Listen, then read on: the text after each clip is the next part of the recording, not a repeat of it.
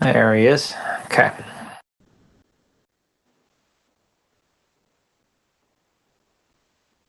We'll be going live at 2 o'clock. In the meantime, if you could just please make sure that your microphone is off.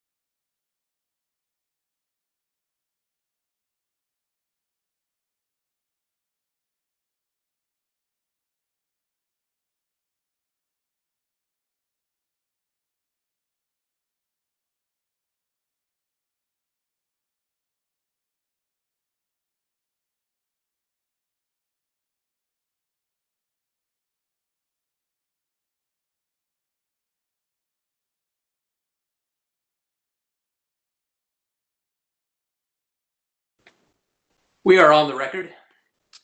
Good afternoon. Welcome to the Maryland Public Service Commission in case numbers 9056 and 9064 regarding default standard offer service and associated bid results. We'll begin by taking appearances of counsel, beginning with counsel for commission staff. Good afternoon, Mr. Chairman, Commissioners. Lloyd Spivak for the Commission staff. With me this afternoon is David Hoppick of the Commission staff and Frank Mossberg of Bates White LLC.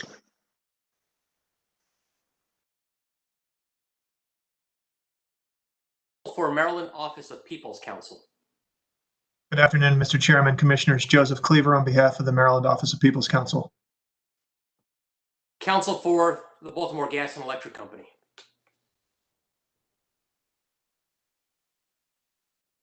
Sakura, you're on mute, I believe. Sorry about that. Good afternoon, Chairman Stan. Today.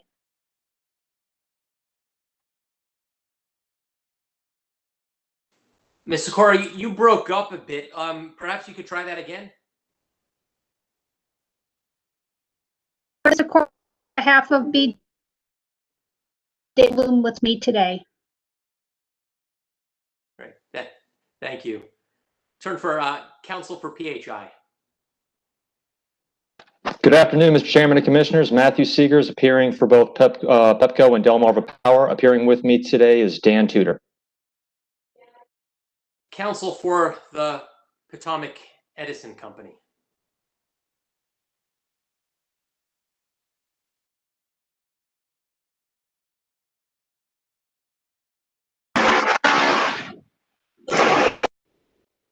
I think I managed to unmute, Mr. Chairman.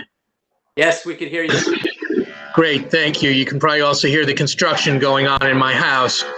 This is Jeffrey Trout. I am present today for Potomac Edison, and also present for the company is Robert Reaping.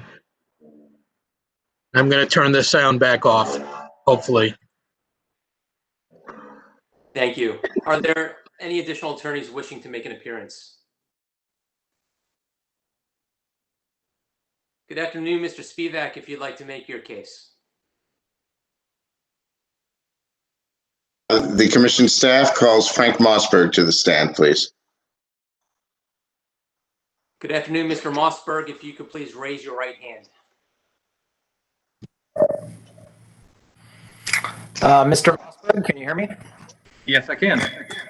Mr. Mossberg, do you solemnly swear under the penalties of perjury that statements made in this matter today are the truth, the whole truth, and nothing but the truth? I do. You're a witness, Mr. Spivak. Thank you, Mr. Chairman. Good afternoon, Mr. Mossberg. Good to see you virtually. Good afternoon. Good to see everyone virtually as well. Do you have in front of you a document captioned in case numbers 9056 and 9064 entitled Direct Testimony of Frank Mossberg, Bates White, LLC, on behalf of the staff of the Public Service Commission of Maryland and dated with today's date? I do. Does the document consist of 8 pages of question and answers and 1 exhibit? It does. Did you prepare this document, or was it prepared under your direct supervision? I did. Do you have any additions, deletions, or other corrections to this document that you would like to make to this document at this time? I do not. And if the questions were asked of you now as they are asked in this document, would your answers be the same? They would. Thank you. Mr. Chairman, staff requests that Mr. Mossberg's testimony be marked as Staff Exhibit 1 and moved into the evidentiary record. The direct testimony of Mr. Mossberg is so marked as Staff Exhibit number 1 and moved into evidence. Thank you. Mr. Mossberg, can you give us a brief summary of the contents of your testimony, please? Certainly. Good afternoon, commissioners. My name is Frank Mossberg, and I'm with Bates White. We are the monitor for this 2020-2021 SOS RFP that had its first bid day this past Monday. We would recommend that you accept the results of this past Monday's bid day, and we say so for 4 reasons. The first is that the bid was open, fair, and transparent. This was a price-only evaluation. All bidders, including utility affiliates, offered the same products, signed the same contracts. So the winners were simply those who offered the lowest price. A couple other things to note that were particularly notable for this bid day. First, as was the case in June and last April due to the ongoing pandemic, the bid was conducted remotely. So per your instructions, the way that worked is that bidders submitted all bids to a single Bates White email address, and we were able to collect those bids, and only after the close of the bid window did we distribute the bids to the appropriate utilities. After that, we were able to independently verify and confirm the winning bidders and winning bid prices, and we were able to monitor the notifications of bidders. A second thing to note is that, again, as was the case in the past couple bid days, and as has been the case for a while, we still do not have a price for capacity for periods beyond June of 2022, which most of the products in this RFP cover periods beyond June 2022. So again, per a proposal and per your direction, we used a proxy price for capacity, and bidders will be trued up to this price once that actual price is known. And again, based on the amount of participation we got here and the prices seen, we think that method worked and did its job. A second reason we would recommend acceptance of this bid is that prices were consistent with broader market conditions. There were no winning bids rejected due to the imposition of your price anomaly threshold, or PAT. Third reason we would recommend acceptance is that the bid was competitive, and here we do have a couple statistics I can share. First, there were 11 bidders. That's down a little bit from last April, where we were looking for a similar suite of products. Last April, we had 14 bidders, but still 11 is a pretty robust number of bidders. In addition, we received 4.8 megawatts bid for every megawatt needed. That's actually up from April, where that number was 4.5 to 1. So again, that's a pretty healthy ratio.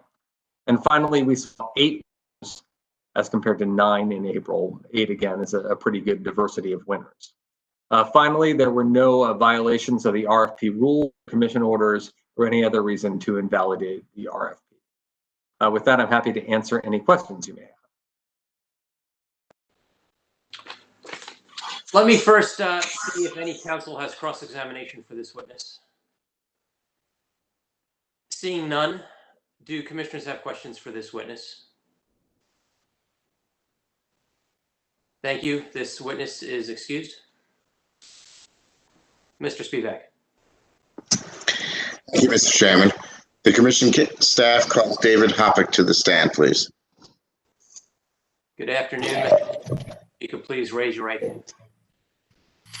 Mr. Hoppick, can you hear me?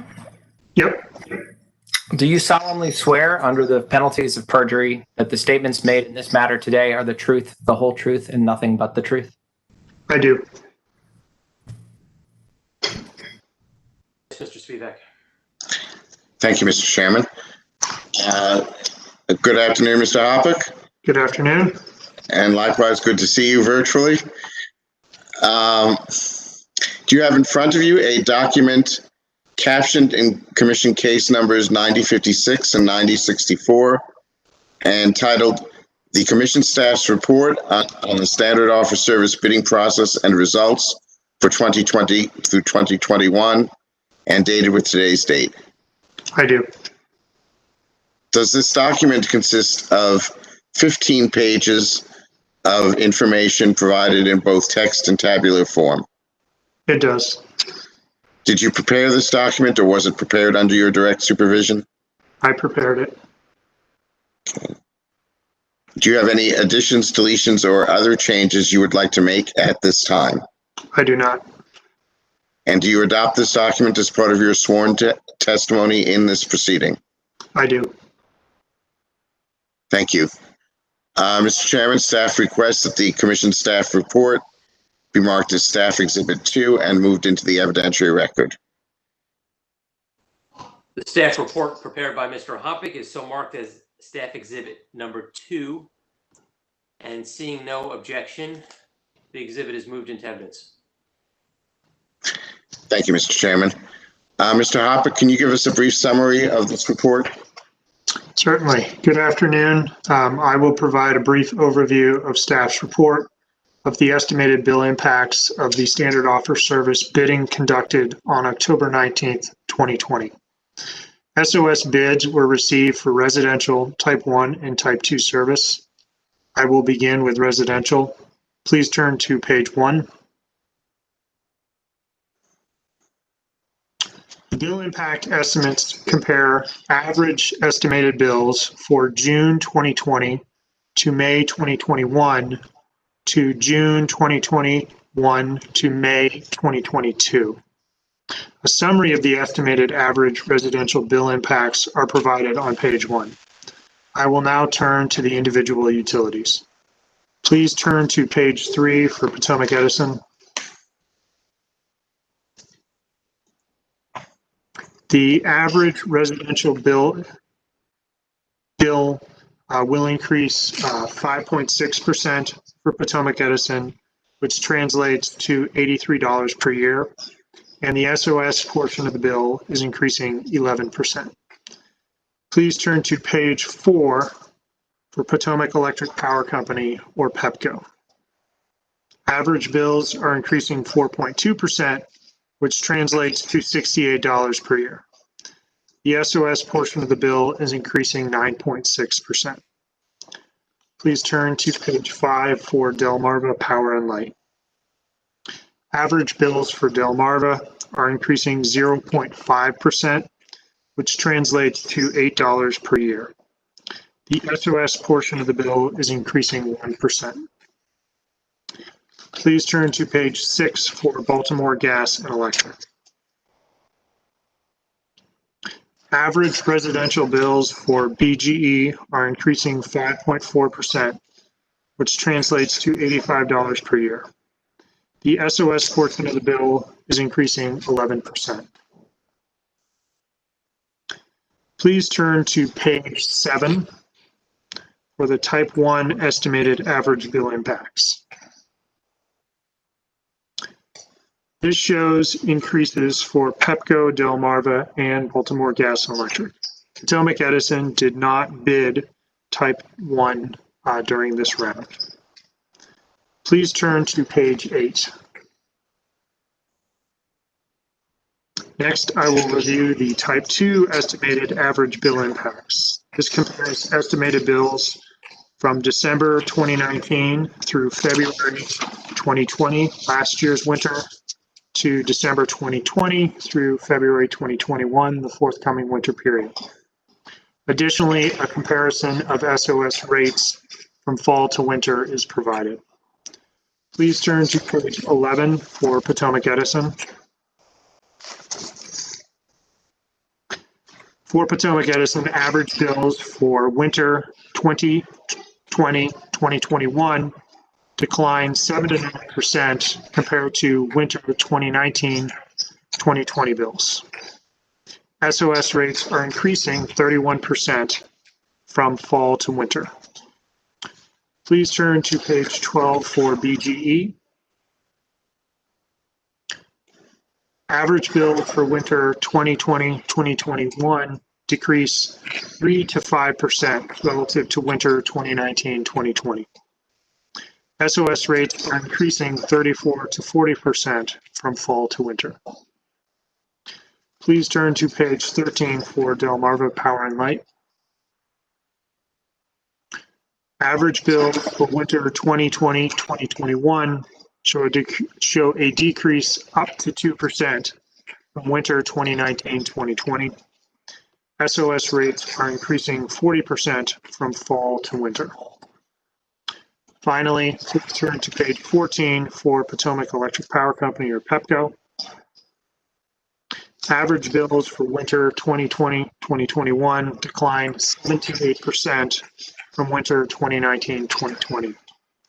Standard offer service rates are increasing 26% from fall to winter.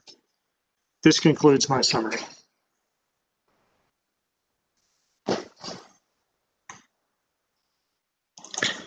Thank you, Mr. Hoppick. The witness is available for cross-examination. Do any of the parties have cross witness? Do commissioners have any questions for this witness? The witness is excused. Thank you, Mr. Hoppick. Thank you. Mr. Spivak, anything further from Commission Staff Counsel? No, Mr. Chairman, that concludes staff's case. Do any of the other parties present today have any case to make or comments they would wish to share? Seeing none, at this point, the commission will endeavor to issue a written notice and determination in the very near future. With that, this hearing is adjourned. We're off the record. I would ask that commissioners stay in the room. Everybody else could now depart. Thank you and have a great day. Thank you, commissioners.